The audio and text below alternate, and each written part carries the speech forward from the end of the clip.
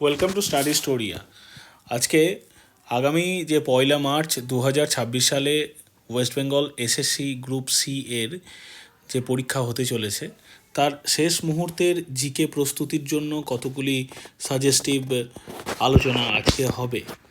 প্রথমেই দেখো, পশ্চিমবঙ্গ স্পেশালে আমরা পশ্চিমবঙ্গ পরীক্ষার জন্য রাজ্য সম্পর্কিত যে গুরুত্বপূর্ণ তথ্যগুলো থাকে, যেমন আমাদের কতগুলি জেলা আছে, প্রত্যেকটা জেলার হেডকোয়ার্টার, তারপর এই যে বাউন্ডারিটা আছে পশ্চিমবঙ্গের, কোথায় কোন রাজ্যগুলি অবস্থিত, আমাদের পূর্বে বাংলাদেশ, উত্তরে কোনো দেশের সাথে কোন রাজ্যের সাথে আমরা বাউন্ডারি শেয়ার করছি, দক্ষিণে আমাদের কি আছে, এই যে ম্যাপ রিলেটেড প্রশ্নগুলো আছে, বা আমাদের যে প্রশাসনিক বিভাগগুলো আছে, প্রেসিডেন্সি বিভাগ, তারপর জলপাইগুড়ি বিভাগ, মালদা বিভাগ, এই যে বিভাগগুলি আছে, এই বিভাগগুলি আমরা দেখব।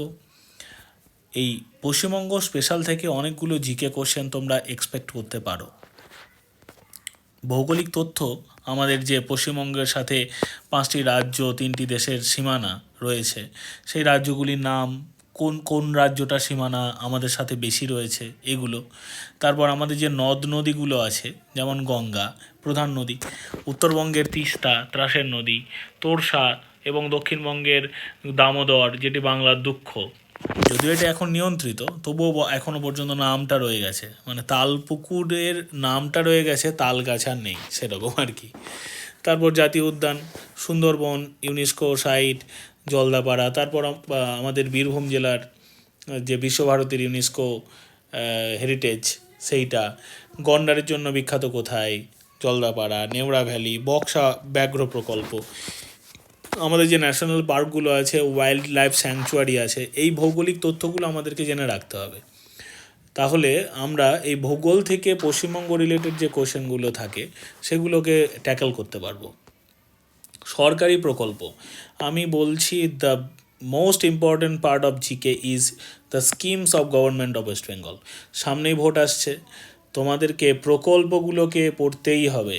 লক্ষ্মীর ভাণ্ডার সবথেকে ইম্পর্টেন্ট, কন্যাশ্রী, সবুজ সাথী, তরুণের স্বপ্ন, হ্যাঁ, দ্বাদশ শ্রেণীর তারপর রিসেন্টলি যে যুবশ্রী, যুবসাথী, যেগুলো হচ্ছে সবুজ সাথী, ছাত্রছাত্রীদের সাইকেল প্রদান, প্রত্যেকটা প্রকল্প তোমাদের যদি প্রয়োজন হয় অবশ্যই আমাকে কমেন্ট সেকশানে জানাবে। আমি আবার একটা এই রিলেটেড ভিডিও তোমাদেরকে এনে দেবো এই কয়েকটা দিন, আর 1-2-3 দিন আছে। আর তারপর হচ্ছে লিঙ্গ শিক্ষা এবং লিঙ্গ সচেতনতা, মানে জেন্ডার অ্যাওয়ারনেস, এইটা একটা নিউলি ইনক্লুডেড একটা টপিক। কারণ এই টপিকটা একটা অড ওয়ান, এবং আমরা জিকে ক্লাসে এই ব্যাপারে আলোচনা করি অবশ্যই, যে গ্রুপ সি পরীক্ষায় এই বিভাগ থেকে 3 থেকে 5 নম্বর থাকতে পারে। কারণ জেন্ডার অ্যাওয়ারনেস কীরকমভাবে হয়, পুরুষ জাতিদের একটা প্রিমেডিটেটেড জেন্ডার বায়াসনেস থাকে, মহিলাদের একটা থাকে যে মহিলারাই রান্না করবে, পুরুষরা বাইরে কাজ করবে, এই যে বায়াসনেসগুলো। তারপর নানান রকম, যে মহিলারা অফিসে কাজকর্ম করলে পরে তাদেরকে একটু বেশি প্রিভিলেজ দিতে হবে, ছেলেদেরকে প্রিভিলেজ না দিলেও চলবে, এরকম যে বায়াসনেসগুলো আছে, এই ধরনের প্রশ্ন উত্তরগুলো আছে, এবং এগুলো থেকে অনেক এমসিকিউ আমরা প্র্যাকটিস করেছি। এনইপি 2020 সাল, যেটা পুরনো 10+2 কাঠামোর বদলে 5+3+3+4 কাঠামো হয়েছে, সেই রিলেটেড প্রশ্ন।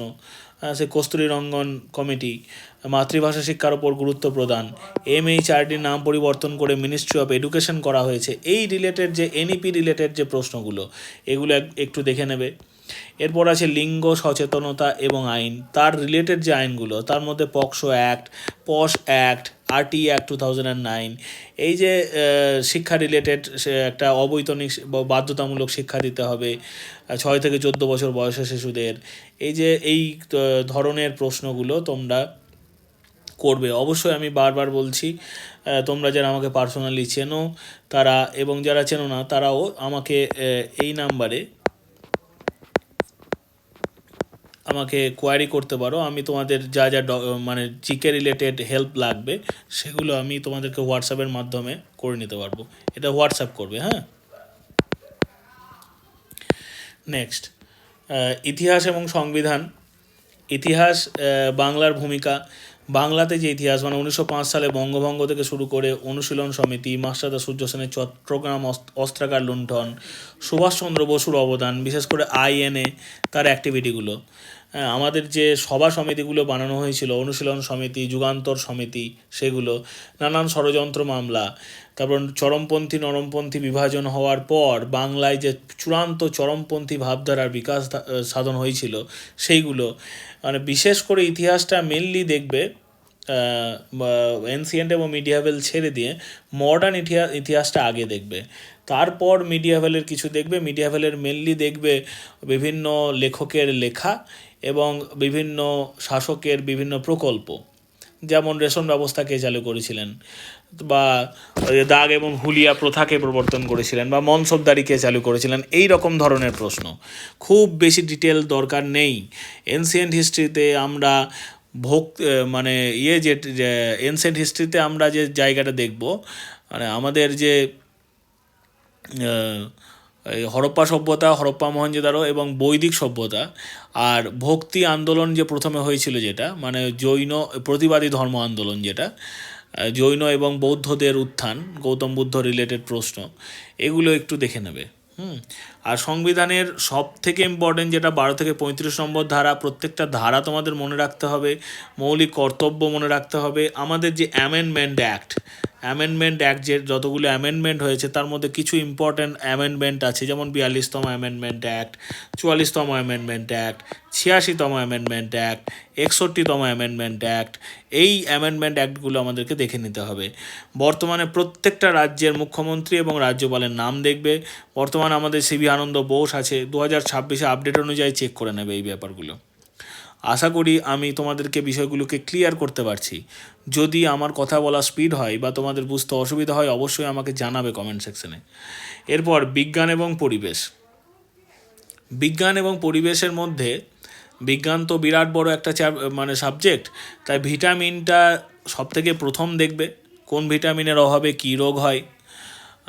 আলো চ্যাপ্টারটা দেখবে, ফিজিক্সের আলো চ্যাপ্টারটা, কারণ উত্তল লেন্স, অবতল লেন্স ইত্যাদি থেকে প্রশ্নও তৈরি হয়। চুম্বকের চ্যাপ্টারটা দেখবে, বিদ্যুতের চ্যাপ্টারটা দেখবে, বিদ্যুতের বিভিন্ন বর্তনী যেগুলো। আর সবথেকে ইম্পর্টেন্ট যেটা এখানে লেখা হয়নি সেটা হচ্ছে একক, কোন এককটা, মানে সিজিএস পদ্ধতিতে অমুক রাশির একক কী, এসআই পদ্ধতিতে অমুক রাশির একক কী, এইভাবে যে জিজ্ঞাসা করে এককের, সে এককটা দেখবে। আরেকটা সেটা হচ্ছে সংকর ধাতু। সংকর মানে যে অ্যামালগাম যেগুলো হয়, মানে তামা দস্তা মিশিয়ে এই হলো, তারপর টিন তামা মিশিয়ে এই হলো, এই যে অ্যামালগাম মানে সংকর ধাতুগুলো, গান মেটাল কী দিয়ে তৈরি, এই ধরনের প্রশ্নগুলো আসে। পরিবেশের সম্বন্ধে ওজোন স্তর ক্ষয় বা সিএফসি গ্যাস কী, কোনটা সিএফসি গ্যাস নয়, এই ধরনের প্রশ্ন আসে। সিএফসি ক্লোরোফ্লোরোকার্বন যেটা। তারপর এখানটাতে বিভিন্ন গ্রিন হাউস এফেক্ট এবং কিয়োটো প্রোটোকল, পরিবেশ সংক্রান্ত যে সম্মেলনগুলো হয়েছে, বসুন্ধরা সম্মেলন, কিয়োটো প্রোটোকল, এই যে সম্মেলনগুলো হয়েছে, এই সম্মেলনের সাল এবং স্থানের নাম, এগুলো দেখবে। পশ্চিমবঙ্গের সাম্প্রতিক আপডেট কি, নতুন স্কিম, যেমন ফেব্রুয়ারি 2026 বাংলার যুবসাথী, এটা আলাদা করে আমি লিখেছি, 21 থেকে 40 বছরের শিক্ষিত বেকার যুবক যুবতীদের 1,500 টাকা করে দেওয়া হবে। এইটা তোমাদের একটা ইম্পর্ট্যান্ট যে বাংলার যুবসাথী প্রকল্পটার নাম। বাজেট, এখন যে বাজেট তরুণের স্বপ্ন প্রকল্পের মাধ্যমে দ্বাদশ শ্রেণী পড়ুয়াদের ট্যাব মোবাইল কেনার জন্য টাকা দেওয়া হবে। তারপর বর্তমানে আমাদের যিনি কলকাতা হাইকোর্টের প্রধান বিচারপতি সুজয় পাল, জানুয়ারি 2026 নিযুক্ত। এবার রাজ্যপাল বর্তমানে সিভি আনন্দ বোস। এই যে তথ্যগুলো, মানে আপডেটেড ইনফরমেশন যেগুলো আছে পশ্চিমবঙ্গ রিলেটেড, বেশি করে দেশের রিলেটেড তো বটেই, দেশের যেমন আমরা পড়ব জাতীয় আন্তর্জাতিক যে ইয়েগুলো, দেশের 53তম বিচারপতিকে, সূর্যকান্ত, ভারতরত্ন কর্পূরী ঠাকুরকে মরণোত্তর ভারতরত্ন দেওয়া হয়েছে। আর কাকে দেওয়া হয়েছে, যেমন